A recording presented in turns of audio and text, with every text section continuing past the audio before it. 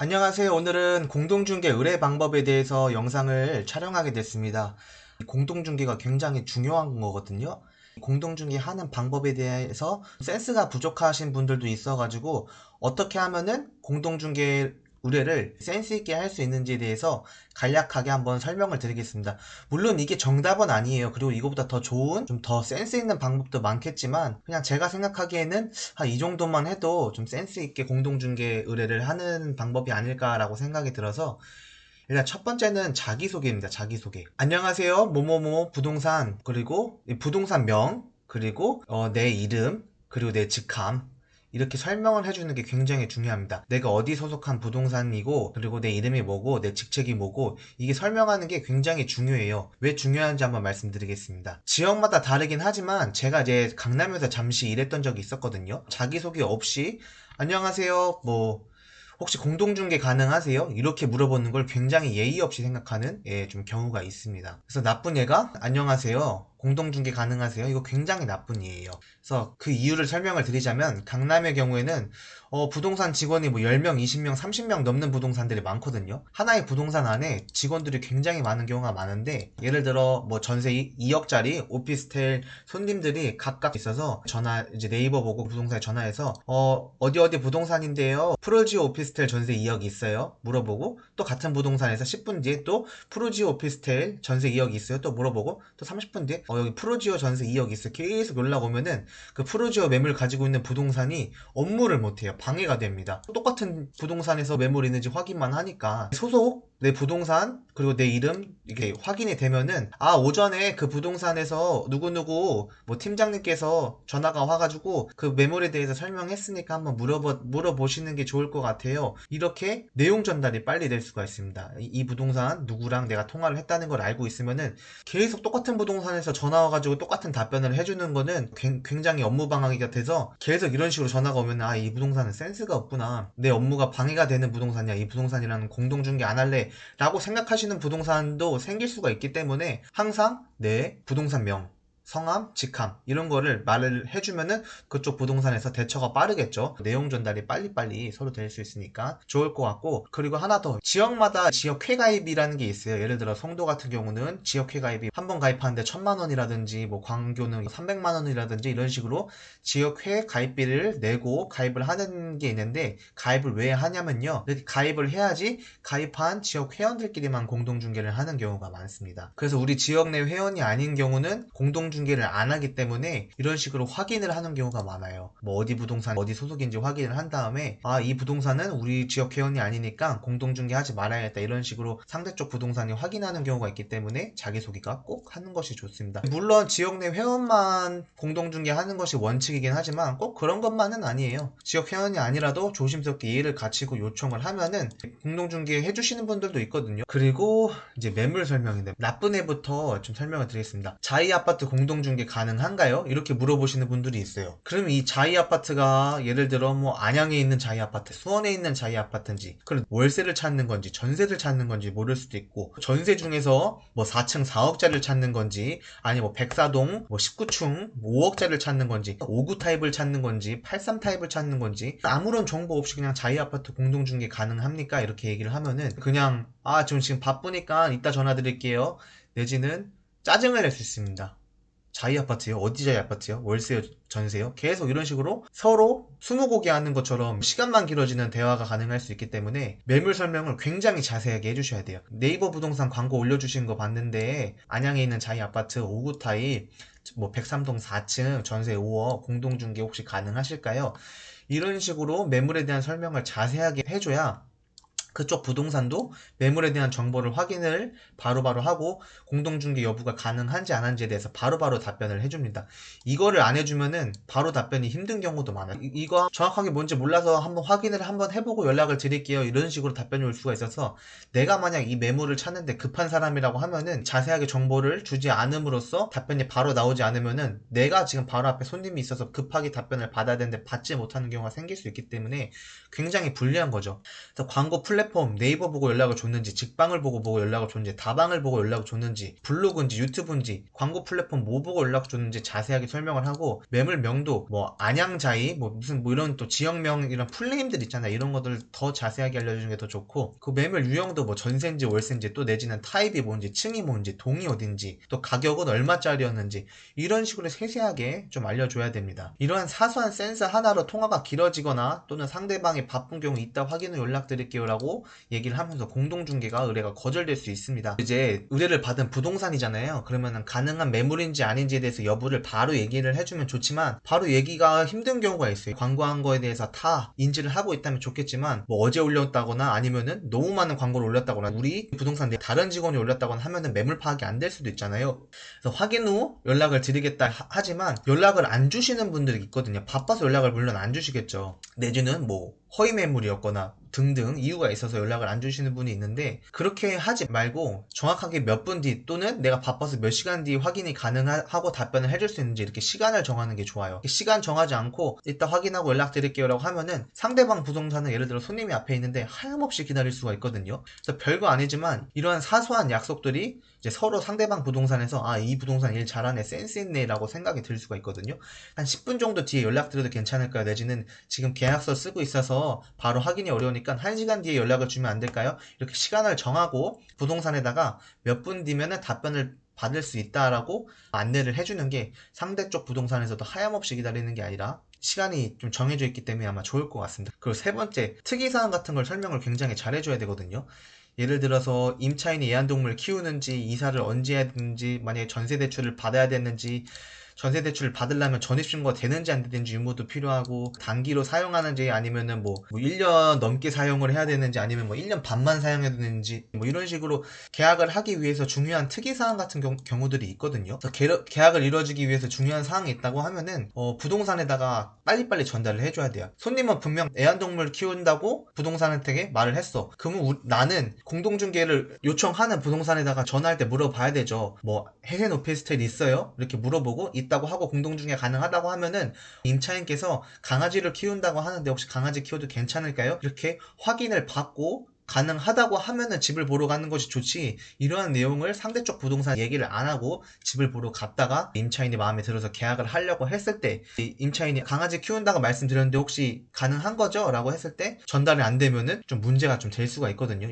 상대쪽 부동산은 집 다 보여주고 이제 마음에 들어서 계약한다고 해서 이제 내용까지 다 받았어요. 어디 계좌에다 입금을 받고 뭐 어떻게 하고 내용 전달을 집주인에게 다 했는데, 이제 와서 임차인이 강아지 키운다고 이제 계약을 안 된다고 하면은 임차인도 서운한 경우도 있고, 임차인도 뭐야 이 부동산 난 분명히 강아지 키운다고 얘기를 집 보기 전에 했는데 그거 전달도 안 했어? 할 수도 있고, 그리고 공동중개 이제 매물 부동산 쪽에서도 아니 이런 중요한 사항은 왜 이제 와서 얘기를 해, 참 임차인 부동산 센스가 없다 이렇게 생각을 할 수가 있습니다. 이렇게 중요한 사항은 미리미리 얘기를 해줘야 되고, 하나의 예를 더 든다고 하면은 임차인은 전입신고를 무조건 해야 되는 사람인데, 그럼 임차인 쪽 부동산은 매물 쪽 부동산에다가 이 해당 매물 보러 가기 전에 전입신고가 되는지 여부에 대해서 한 번 더 확인을 해야 됩니다. 근데 확인을 안 하고 전입신고 안 되는 부동산을 보여줬어요. 그럼 임차인이 굉장히 기분 나쁘겠죠. 나는 분명 전입신고를 하는 매물에 대해서 보고 싶다고 했는데 시간을 투자해서 직접 부동산을 가서 봤더니 전입신고 안 되는 매물을 보여줘. 그러면은 부동산에도 신뢰가 되는 거고 임차인 손님에게도 신뢰가 되는 행동이기 때문에, 이러한 사항이 있다고 하면은 방문하기 전에 중요사항은 미리 매물 쪽 부동산에게 전달을 해주는 게 굉장히 중요합니다. 그래서 이렇게 모든 내용을 다 전달을 해서 공동중개 가능 여부를 확답을 받았다고 하면은 정확하게 언제 손님과 방문을 할지, 그리고 언제 집을 볼지에 대해서 약속을 정확하게 잡아야 됩니다. 약속 시간을 잡았다고 하면은 무조건 약속 시간에 방문을 하거나 뭐 한 5분 10분 정도는 늦을 수가 있죠. 하지만 방문을 꼭 해야 되지, 내가 예를 들어서 6월 30일 날 5시에 손님이랑 그 부동산에 가서 매물을 보러 갈 겁니다 라고 부동산에다 예약을 했어요.